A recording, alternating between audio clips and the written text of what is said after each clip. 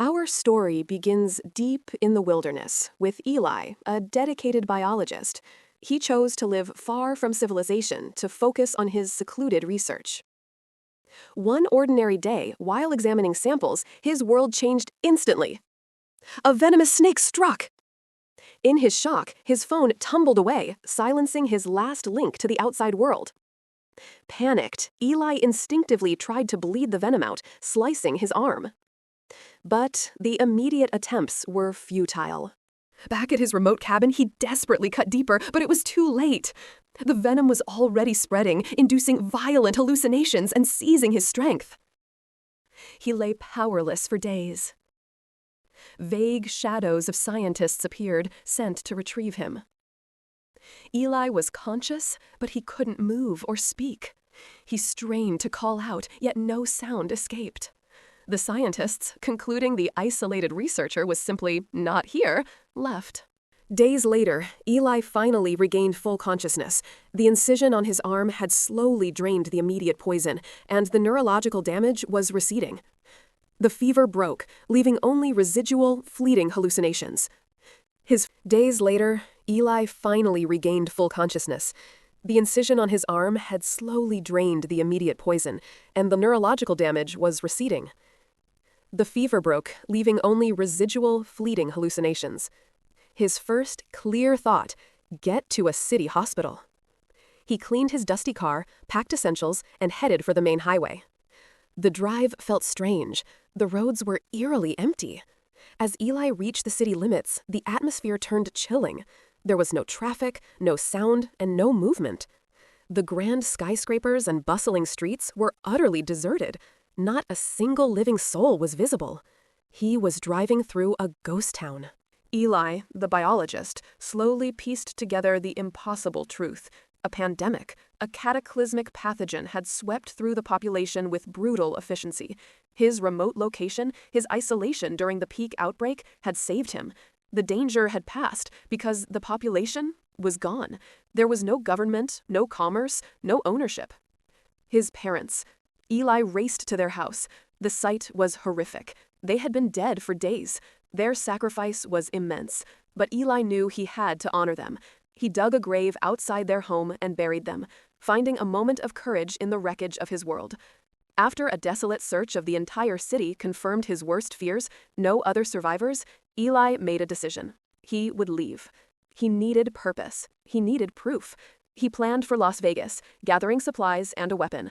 The fastest route was sealed off, a relic of the failed containment effort, forcing him to take a long, isolated route. When he finally arrived, the iconic strip was a testament to the tragedy. Empty malls, silent hotels, dark casinos. Exhausted, Eli settled into a luxury hotel suite. He spent the night enjoying the novelty of absolute freedom. Everything was free, yet worthless. That freedom, however, was deafeningly lonely. The next night, he found two others, a man and a woman who had also survived the plague. The woman recounted seeing her family die over a video call. The man confessed he couldn't bear the solitary existence. They shared a night, a temporary island in a dead world. But hope was dead for them. In the morning, Eli saw the man's gun and the despair in their eyes. They wanted an easy end for all three. Eli refused to die. He walked out. Moments later, the sounds of two distinct gunshots echoed behind him. The tragedy broke him further. He truly was alone. Driving blindly, Eli returned home. A dog suddenly darted into his headlights. The animal, utterly alone like him, became his immediate anchor. Eli adopted the dog, naming him Partner. With this new companion, a new purpose took root. Eli began to build a new normal. Survival became scientific. He devoured books, secured ample supplies, and dedicated time to practical work. Every day, he drove through the town, Partner by his side, searching, hoping. Every day, he returned home disappointed. One morning, while standing at the window, drinking tea, Partner suddenly barked fiercely. Eli looked where the dog focused. Far in the distance, a thin plume of smoke rose from a house, a flicker of sanity in the chaos. He rushed to his car. At the house, he found her, Lena. She was terrified. Eli reassured her. He was a survivor, searching, just like her. Lena, relieved and overwhelmed, invited him in. It had been nearly a year since the pandemic, a whole year without seeing another human soul. They realized the critical danger of loneliness, the mental strain of living outside a society. They made a pact. They would live together at Eli's home, strategically located near the general store and its robust food supply. Lena moved in, and their combined existence immediately became exponentially easier. Lena helped Eli regain his focus. They renovated the cabin, installed solar panels for sustained power, and constructed strong perimeter fences. The absence of humanity had allowed nature to reclaim the world. The air was clean, and the surrounding areas were lush. But this greening brought danger. Wild animals encroached upon urban areas. They secured weapons and domesticated animals for sustenance, finding purpose in their busy, collaborative lives. Their perfect world faced its first major problem, an immense infestation of rats.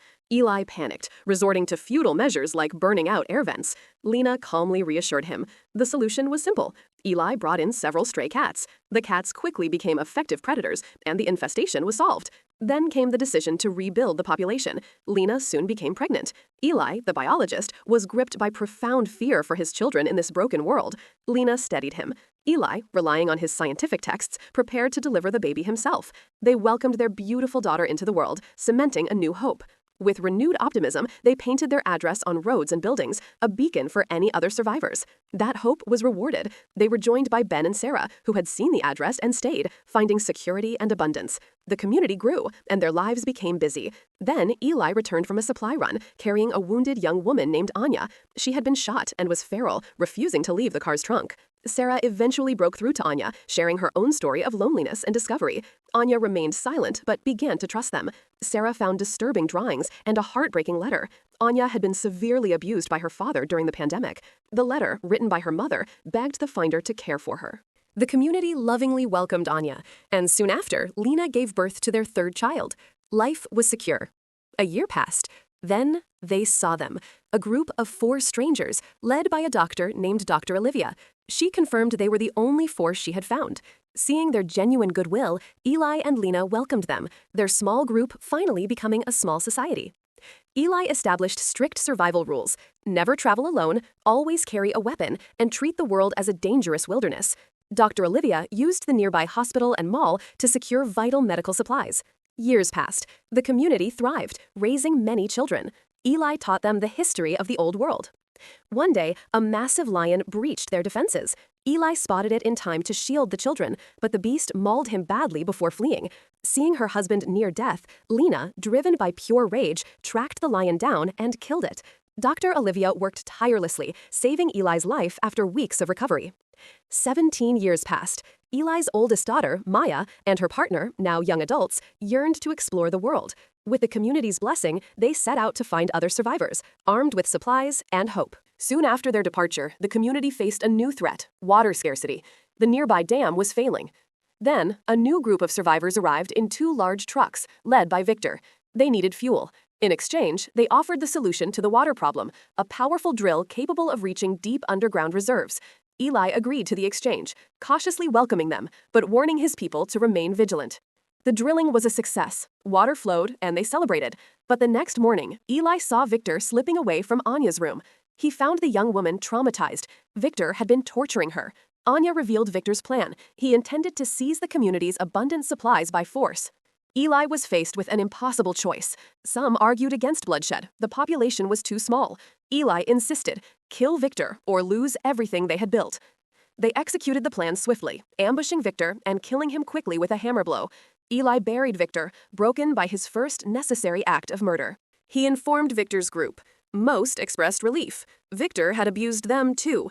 Only one loyal friend protested violently. Eli offered the rest a place in the community, but exiled the friend, citing the need for absolute security. The friend eventually returned, begging for entry, but Eli stood firm. The needs of the many outweighed the needs of the one. The children, inspired by old research, worked tirelessly on building an aircraft. But tragedy struck again. The old virus resurfaced. Dr. Olivia stabilized the community, but Eli's son, Leo, succumbed. 3 other members followed. The community was shattered, and Eli was consumed by grief. Then Maya returned, alone. Weeping, she described finding cities, but no survivors. In the wilderness, they met a man. It was Victor's exiled friend, and he killed her partner for revenge. Maya had killed him in self-defense. The community absorbed this fresh, devastating trauma. Eli wanted to quit. Lena pulled him back, reminding him of their start. 2 people against the world, who built everything. He needed to lead the children. Eli sought solace on the mountain, watching the sunrise. The colors were richer, fresher than the pale old world. He realized his mistake. He was teaching his children to survive in a world that no longer existed. Returning home, Eli gathered the group. He delivered a profound speech. "We have been training to live in a ghost world, but the old world is gone. This is a new world." He told them to learn from nature, to build a future based on the new reality. They built a new radio network to connect their growing society. Eli's efforts expanded beyond the fence. He began renovating the nearby town, starting with hotels, then extending his repair work to neighboring cities.